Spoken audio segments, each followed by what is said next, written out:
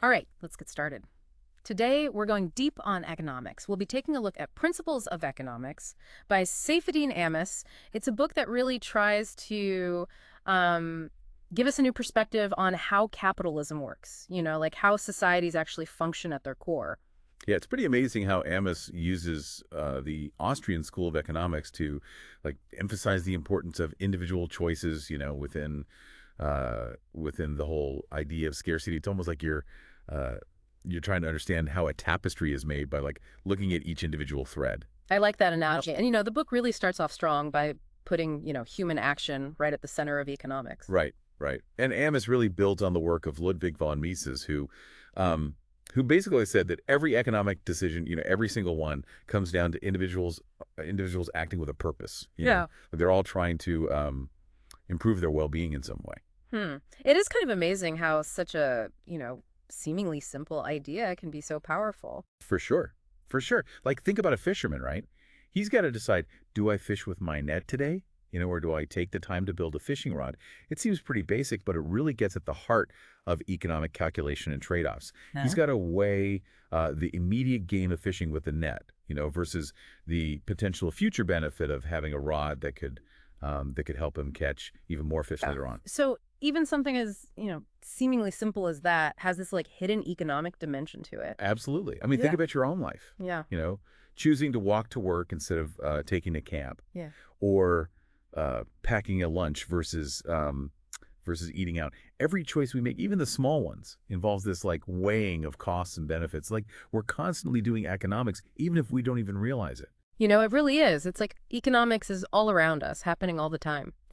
Now, this actually brings up another question that I've always kind of wondered about.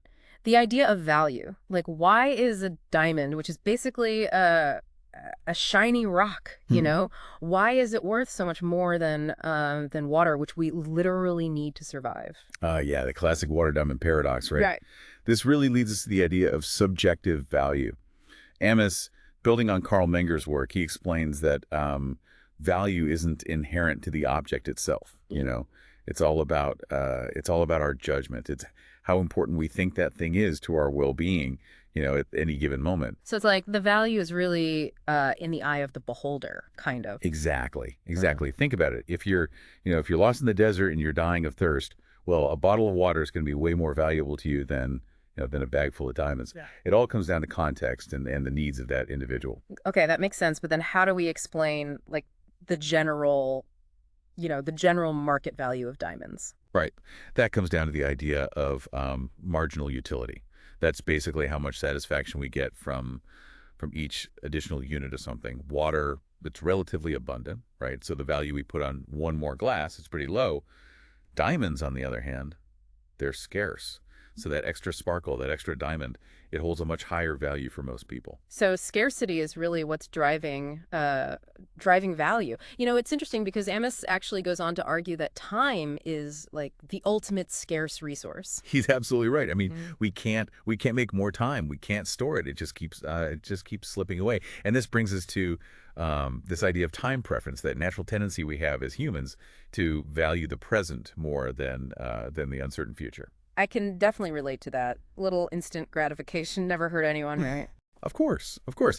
But as humans, we also have this capacity for reason. We can delay gratification if we think it'll lead to something better.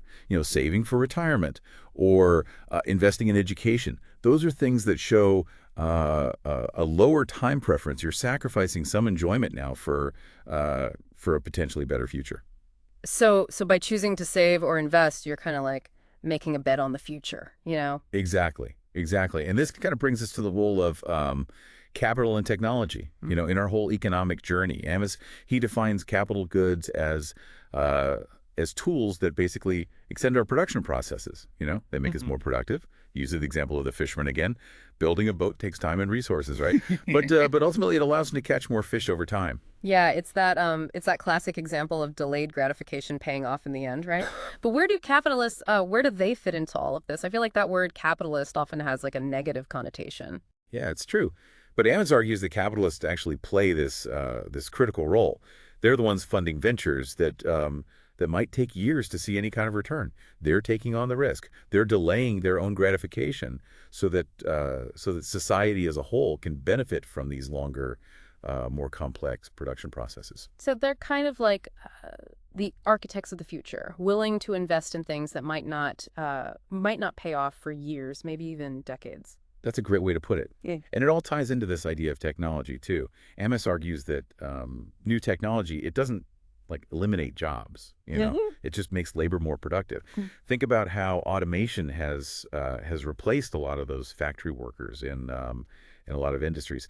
While those specific jobs might disappear, new opportunities pop up in other areas like software development or robotics. It's like technology is always changing the landscape of work, but it's not like taking away jobs overall. Is that kind of what Amos is getting at? Right, exactly. It's about evolution, not elimination. The key is adaptability. And here's where it gets really interesting. Ammous connects this whole idea of capital accumulation and technology to the decline of slavery. Wait, what? How does slavery fit into all of this? It seems like a completely separate issue. Well, Ammous argues that in a world with limited energy, a world where human muscle is the main power source, well, owning another person, it can actually make economic sense. But as we develop more sophisticated technology, as we have more access to energy, well, the value of slave labor, it starts to diminish. Machines become cheaper and more efficient than human muscle. So economic progress driven by capital and technology is basically what makes slavery obsolete. That's a pretty interesting perspective. And it just shows how interconnected these seemingly disparate economic concepts can be. But there's another crucial element that we need to add into this mix: trade. Right, because even if we're all working hard and innovating, we still need a way to exchange goods and services, right? Exactly, exactly. And this is where Ammous introduces the concepts of absolute and comparative advantage. He uses the classic example of Robinson Crusoe and Friday, stranded on a desert island. Let's say Crusoe's just better at everything, right? He's better at fishing. He's better at gathering coconuts. He has the absolute advantage in both tasks. So Crusoe's like the ultimate survivor, right? What does Friday even bring to the table at that point? Well, even though Crusoe's more productive overall, they can both still benefit from trade. The key is that their opportunity costs are different. Let's say Crusoe's an amazing fisherman, Right. but he's only like slightly better at gathering coconuts than Friday is. It makes more sense for Crusoe to just specialize in fishing and then trade with Friday for coconuts. Because Crusoe's time is better spent doing what what he really excels at. Exactly, and that's the beauty of trade. It's not about winners and losers. It's about recognizing that we all benefit when we specialize in what we do relatively well, and then trade with others for what they do best. It's like this giant collaborative effort, right? Yeah. We're leveraging everyone's individual strengths to create a more prosperous society overall. But of course, trade gets a bit more complicated when we're talking about a global economy with millions of products and services, right? Right. Which brings us to the essential role of money. Ammous describes how money evolved as a solution to the problem of barter, where, you're constantly trying to find someone who wants what you have and also has what you want. That just sounds incredibly inefficient, like trying to find a needle in a haystack, but the needle is also looking for you at the same time. Exactly. Money solves this problem by acting as a common medium of exchange. We accept money not because we intrinsically want it, but because we know that we can use it to attain other things that we value. It's like a universal language that everyone in the market understands. But why gold? Why not seashells or shiny beads? What is it about gold that makes it so special as money? Well, Ammous dives deep into the qualities that make a good money: divisibility, portability, durability. But the key factor he emphasizes is hardness. That's measured by the stock-to-flow ratio. It's basically comparing how much new supply is added each year to the existing stock. So a high stock-to-flow ratio means the money is relatively scarce. Precisely. Gold has a high stock-to-flow ratio, meaning new supply is relatively small compared to the existing stock. This scarcity, combined with its other characteristics, has historically made it a very desirable form of money. This actually reminds me of another type of money that Amos mentions, Bitcoin. He seems to think it could be a contender for the hardest money ever invented.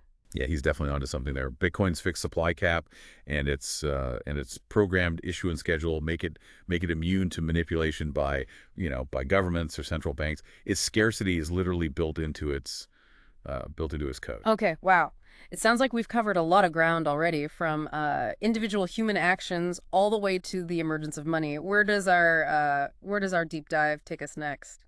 Now we'll explore how all of these individual choices create this complex self-organizing system that we call the market order. Ammous explains how market prices, driven by individual valuations, act as signals for producers and consumers, coordinating their actions without any need for central authority. So instead of the central planner, dictating what gets produced and consumed, it's the market itself that acts like this invisible hand, guiding resources to where they're most valued. That's a great way to put it. And this brings us to a very important concept that Ammous explores, the economic calculation problem. This was first described by Friedrich Hayek, who argued that it's impossible for a central planner to gather and process all the information needed to make truly efficient economic decisions. Because the information is just too vast and constantly changing, right? Yeah. A central planner could never really keep up with the dynamic needs and desires of millions of people. Exactly. Ammous uses historical examples like post-war Germany and Poland to illustrate this point. When those countries were divided, the parts with market economies thrived, while the centrally planned economies struggled with shortages and inefficiencies. It does seem like a pretty strong argument against central planning. But if markets are so good at coordinating economic activity, why do we need governments to intervene at all? That's a great question, and it's one that Ammous tackles head on in the later chapters. He argues that a lot of the so-called market failures that governments try to address are actually the result of the result of government intervention itself. So it's like this self-fulfilling prophecy where governments create problems and then claim to be the only ones who can solve them. That's a good way to put it, but we'll delve deeper into that later. For now, let's focus on understanding how this market order functions, both its strengths and its vulnerabilities. I'm definitely ready to keep unpacking this economic puzzle. Lead the way. Okay, let's do it. Let's explore one of the most fascinating and consequential aspects of the market order, monetary expansion and its role in creating those dreaded boom and bust cycles. So things get really interesting. So we've talked about how markets are really good at coordinating economic activity, but you mentioned vulnerabilities. What do you mean by that? Well, free markets are great at, allocating resources and all that, but they're not perfect. They can be disrupted, especially when it comes to the manipulation of money. And that's where Ammous gets into this whole idea of monetary expansion and how it creates those boom and bust cycles that we've all seen. Oh yeah, you mean those periods of rapid growth and then those painful contractions? I've always thought of those as almost like forces of nature, like something we can't really control. Well, Ammous actually shed some light on that by explaining how the introduction of what he calls fiduciary media can really mess with the natural interest rates that guide investment decisions. Fiduciary media. Honestly, that sounds a little intimidating. Can you break that down for me? Sure. Imagine you have a friend who's a really good baker, right? And you lend her some of your savings so she can buy ingredients and bake more cakes. That's a normal investment, right? That's backed by real savings. But what if, instead of using, real savings, your friend just wrote you a bunch of IOUs, promising to pay you back later, even though she doesn't have the money yet? That sounds like a recipe for disaster. Those IOUs aren't worth anything unless she actually, bakes and sells enough cakes to actually back them up. Exactly. That's basically what happens with fiduciary media. It's a credit that's not backed by actual savings. Banks can just create it out of thin air, which leads to this artificial increase in the supply of loanable funds. So it's like creating this mirage of abundance, right? It looks like there's more money to invest, but it's not really rooted in real savings. That's a great way to put it. This influx of, you could say, fake money, it drives down interest rates. So suddenly it's cheaper to borrow. Businesses see that and they think, hey, let's invest in new projects. Let's hire more people. Let's expand production. It's like a sugar rush for the whole economy, right? Yeah. Everything seems great in the short term, but what happens when the sugar wears off? That's when the bus comes in. Yeah.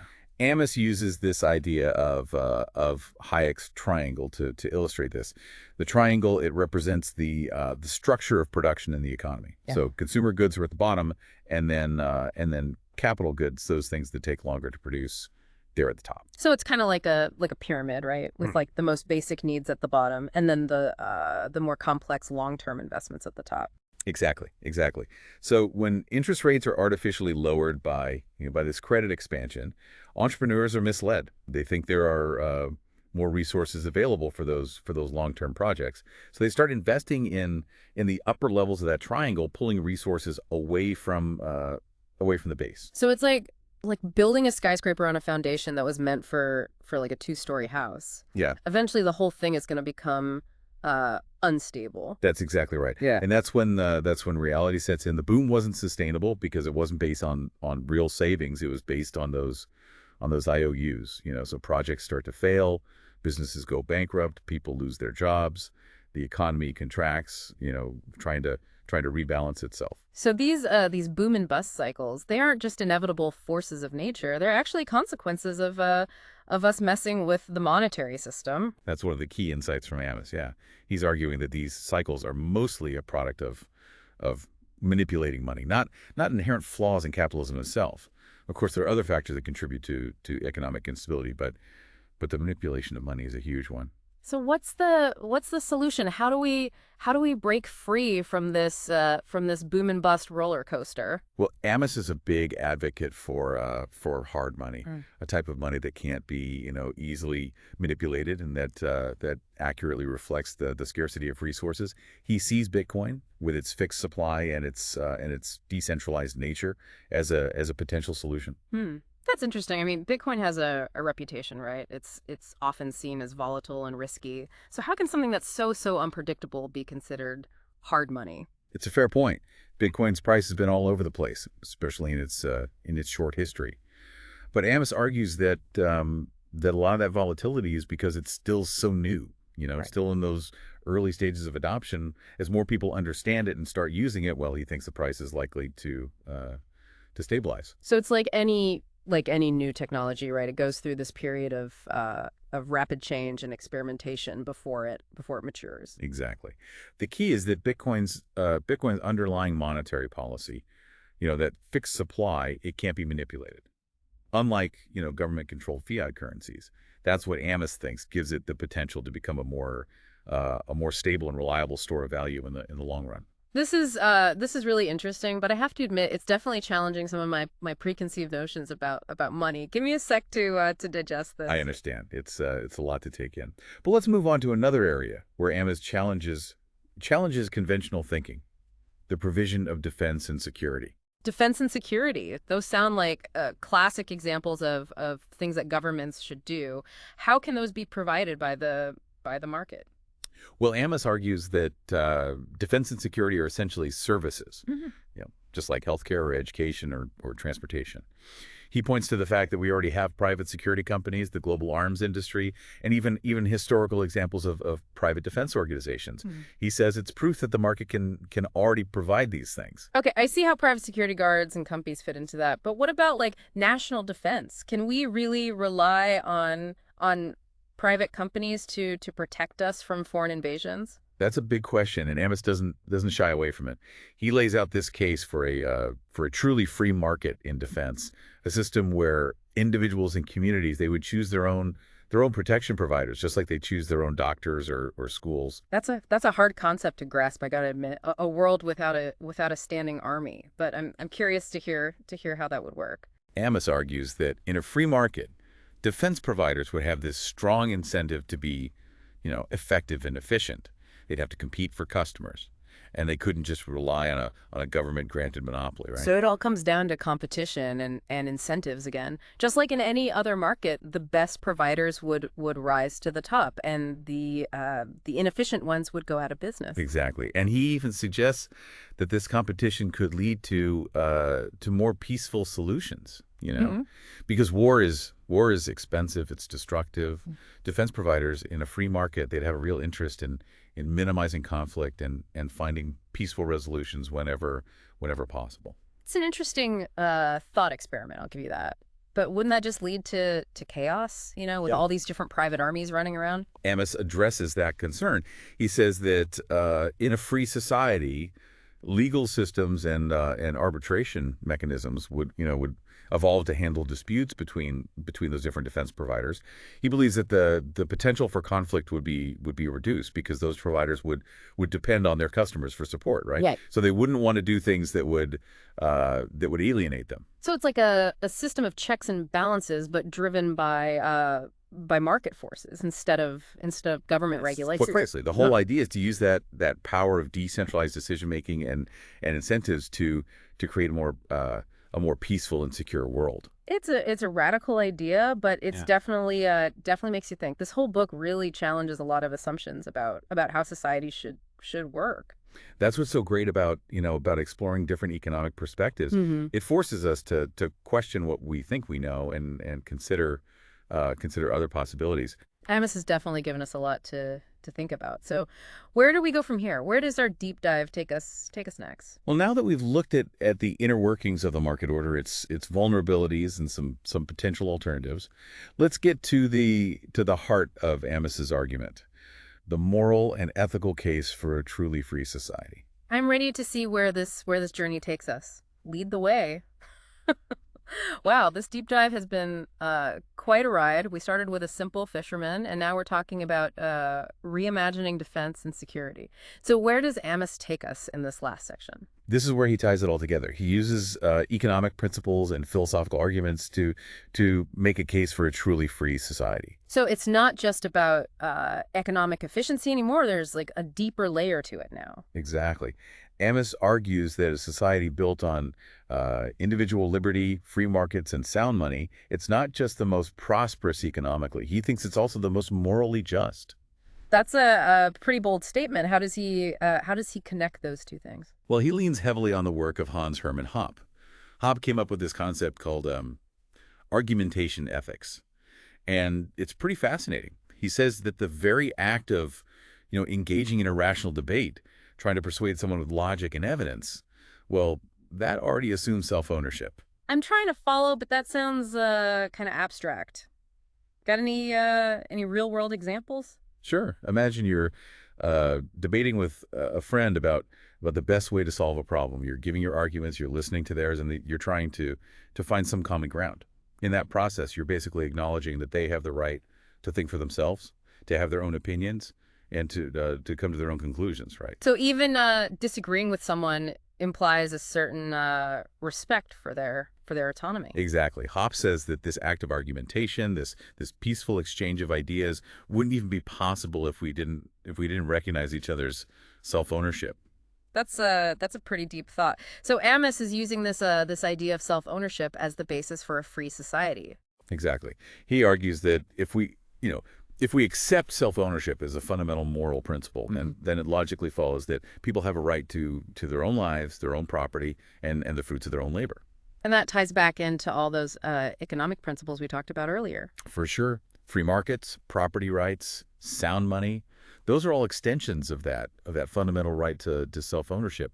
They create this system where individuals are free to pursue their own goals, make their own choices, and interact with each other voluntarily without being, forced or coerced. This makes me think about those who argue against capitalism, the ones who want more government control over the economy. Isn't that kind of a contradiction? Ammous brings up that point exactly. He points out how ironic it is that anti-capitalist arguments often rely on the very systems that they're criticizing. It's like someone writing a book criticizing capitalism is benefiting from, the freedom of the press, the division of labor that makes publishing possible, and the property rights that protect their intellectual property. Exactly. Ammous sees this as a major inconsistency.